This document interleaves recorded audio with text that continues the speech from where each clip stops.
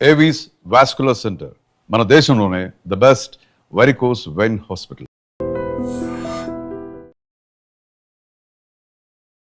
Petrol diesel వినియోగాలను తగ్గించుకోవాలంటూ ప్రజలకు ప్రధానమంత్రి నరేంద్ర మోదీ దేశభక్తి అంటే సరిహద్దుల్లో పోరాడడం కాదు, దేశభక్తి అంటే ప్రాణాలు ఇవ్వడం మాత్రమే కాదు, మనంతరం మనంగా. నమస్తే, welcome to I dream talking point with కవిత.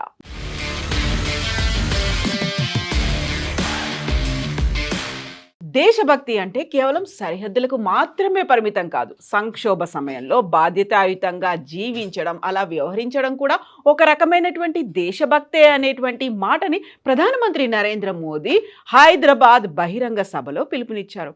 ఎందుకని? పెట్రోల్ డీజిల్ వినియోగాలను తగ్గించుకోవాలంటూ ప్రజలకు ప్రధానమంత్రి నరేంద్ర మోదీ పిలుపునిచ్చారు. వ్యక్తిగత వాహనాలను తగ్గించి ప్రజా రవాణా వినియోగం పెంచాలనే విజ్ఞప్తిని కూడా చేశారు. బంగారం కొనుగోళ్లను ఏడాది పాటు నిలిపివేయాలంటూ మోదీ పిలుపునిచ్చారు. పండుగలు, శుభకార్యాలకు బంగారం కొనుగోళ్లను తగ్గించుకోవాలి అంటూ మోదీ ఒక హితవు పలికారు. ఎరువుల వినియోగం తగ్గించాలని రైతులకు ప్రధానమంత్రి పిలుపునిచ్చారు. వంట నూనెల వినియోగం తగ్గించాలి అనేటువంటి మాటను కూడా చెప్పారు.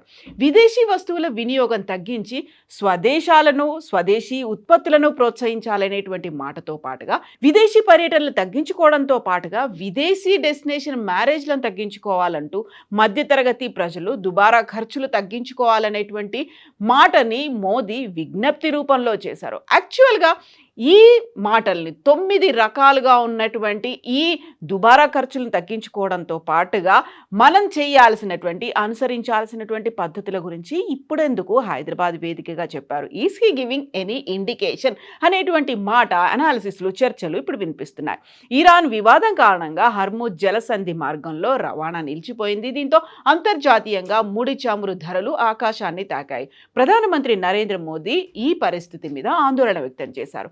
ఈ సంక్షోభం భారత్పై చూపే ప్రభావాన్ని తగ్గించేందుకు ప్రతి పౌరుడు ప్రభుత్వానికి సహకరించాలని కోరారు. ఈ సందర్భంగా ప్రధానమంత్రి నరేంద్ర మోదీ కీలకమైనటువంటి విజ్ఞప్తులు చేశాడు. కోవిడ్ తర్వాత ప్రపంచవ్యాప్తంగా సప్లై చైన్లో ప్రాబ్లమ్స్ వచ్చాయని నరేంద్ర మోదీ చెప్పారు. దీంతో పాటుగా డీజిల్, పెట్రోల్, ఎరువుల ధరలు విపరీతంగా పెరిగాయి. యుద్ధాల వల్ల పొరుగు దేశాల్లో పెట్రోల్, డీజిల్ ధరలు పెరిగితే భారత్లో మాత్రం ధరల ప్రభావం, భారం ప్రజల మీద పడకుండా చూసాము అనేటువంటి మాటను కూడా మోదీ అన్నారు. అయితే వికసిత్ భారత్ అంటూ దేశాభివృద్ధిపై ఇప్పటిదాకా ఊదరగొట్టినటువంటి ప్రధానమంత్రి నరేంద్ర మోదీ ఇప్పుడు ఉన్న ఫలంగా చేతులెత్తేశారా అనేటువంటి అనాలిసిస్లు కూడా ఉన్నాయి.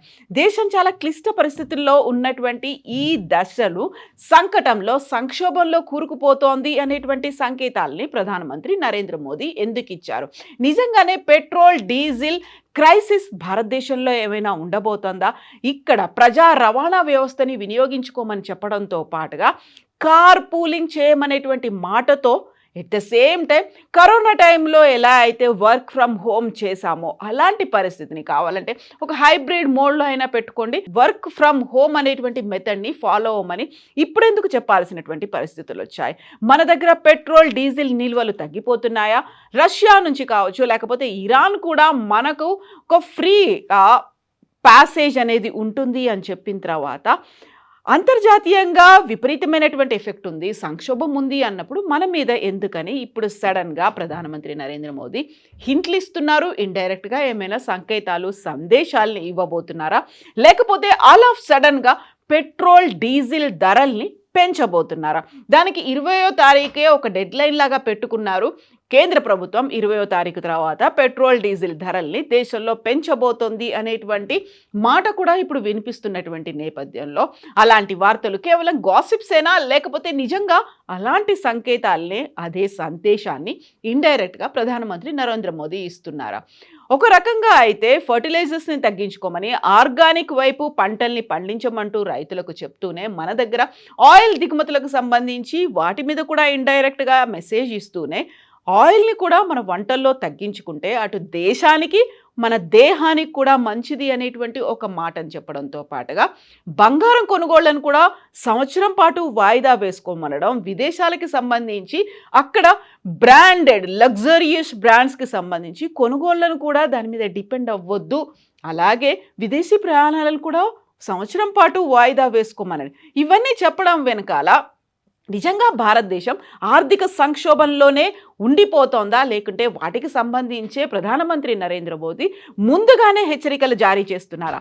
సామాన్య ప్రజలు, సామాన్య భారతీయులు, మధ్యతరగతి ముందుగా ఊహించలేనటువంటి ప్రమాదం, ఆర్థిక సంక్షోభం ఏదైనా భారతదేశం మీద రాబోతోందా? దానికి సంబంధించే అది ముందస్తుగా చూసినటువంటి ప్రధానమంత్రి నరేంద్ర మోదీ దానికి తగ్గట్టుగా సంకేతాలు ఇస్తున్నారు. అంతర్జాతీయంగా మనకంటూ ద్వైపాక్షిక ఒప్పందాలు కావచ్చు, విదేశాలతో సత్సంబంధాలు ఉన్నటువంటి నేపథ్యంలో భారతదేశానికి సంబంధించి హ్యాసిల్ ఫ్రీగా ట్రేడ్ అనేది కూడా ఉండేలా, లేకపోతే ఎగుమతులు దిగుమతులకు సంబంధించి కూడా ఇప్పటిదాకా భారతదేశం మీద సానుకూలంగా అమెరికా కూడా ఉంది, రష్యా నుంచి మనం దిగుమతులు చేసుకోవచ్చు అనేటువంటి మాట చెప్పిన తర్వాత ఇప్పుడు సడన్గా దిగుమతులకు సంబంధించి అందులోనూ ఆర్థిక సంక్షోభంకి కీలకమైనటువంటి సంకేతాలు ఇప్పుడు ప్రధానమంత్రి నరేంద్ర మోదీ ఏమైనా ఇస్తున్నారా? వినిపిస్తున్నటువంటి ఊహాగానాల్ని బేస్ చేసుకుంటే మే నెల 20వ తారీఖు తర్వాత సడన్గా పెట్రోల్ డీజిల్ ధరలు పెరిగిపోతాయి అనేటువంటి మాట కూడా ఉంది. కాబట్టి దానికే ముందుగా మనల్ని మనం ప్రిపేర్ చేసుకోవాల్సినటువంటి అవసరం ఉంది అనేటువంటి మాట. దేశభక్తి అంటే సరిహద్దుల్లో పోరాడడం కాదు, దేశభక్తి అంటే ప్రాణాలు ఇవ్వడం మాత్రమే కాదు, మనంతరం మనంగా కొంచెం పొదుపు పాటిస్తే, ఒకవేళ మనం ప్రొడ్యూస్ చేయకపోయినప్పటికీ దుబారా ఖర్చుల్ని కనుక తగ్గించుకున్నట్టయితే అదే మనం ఉత్పత్తి చేసినట్టు అవుతుంది అనేది గతంలో విద్యుత్కి సంబంధించి ఒక క్యాంపెయిన్ నడిచేది. విద్యుత్ని దుబారాగా ఖర్చు చేయకండి, ప్రాపర్గా వాటిని యూటిలైజ్ చేసుకోండి, అవసరం లేకపోతే స్విచ్లు ఆఫ్ చేయండి, ఇంట్లోంచి బయటికి వెళ్ళినప్పుడు, రూమ్లోంచి బయటికి వెళ్ళినప్పుడు ఫ్యాన్లు లైట్లను ఆఫ్ చేసుకోండి. అలా ఖర్చు తగ్గించుకోవడం మాత్రమే కాదు, మీరు ఉత్పత్తిని కూడా పెంచిన వారు అవుతారు అనేటువంటి మాటని విద్యుత్ శాఖ గతంలో ప్రకటన రూపంలో ఇచ్చేది. ఇప్పుడు అది దేశభక్తికి కూడా లింక్ చేసి మనల్ని ఆర్థిక సంక్షోభంలోంచి బయటపడేటువంటి ప్రయత్నం చేస్తున్నారా? లేకుంటే ఆత్మనిర్భర్ భారత్తో పాటుగా మేక్ ఇన్ ఇండియా కాన్సెప్ట్ అనేది భారతదేశంలో తయారయ్యేటువంటి లోకల్ ఫర్ గ్లోబల్ అనేటువంటి మాటని, వీటన్నిటిని ఇండైరెక్ట్గా చెప్పడం మాత్రమే కాదు, ఇప్పుడు సంక్షోభం గురించి మనల్ని కూడా మెంటల్గా ప్రిపేర్ చేస్తున్నారా? మీరేమనుకుంటున్నారో కామెంట్స్ రూపంలో తెలియజేయండి.